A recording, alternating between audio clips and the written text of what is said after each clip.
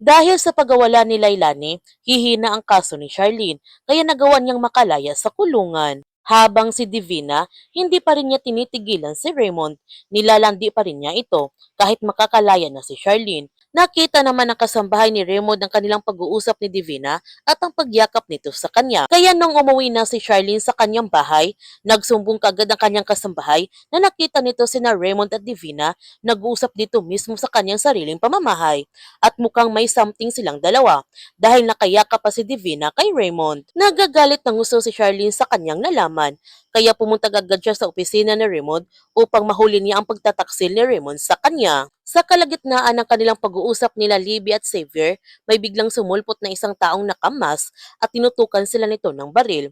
Nagtanong ang lalaki kay Libby kung may nangyari bang kidnapping. Nagalit si Libby sa tanong ng lalaki sa kanya, kaya nilapitan ng lalaki si Xavier at tinutukan niya ito ng baril.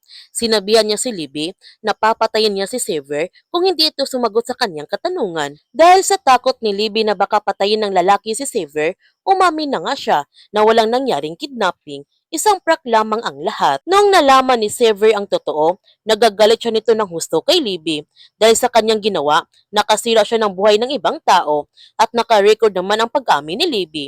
Kaya makakalaya na ngayon si Princess sa kulungan at isa lamang itong patibong lahat ni Xavier para mapaamin si Libby. Kaya huwag natin palalapasin ang kapanapanabik ng mga tagpo sa prinsesa ng Chetty Jail.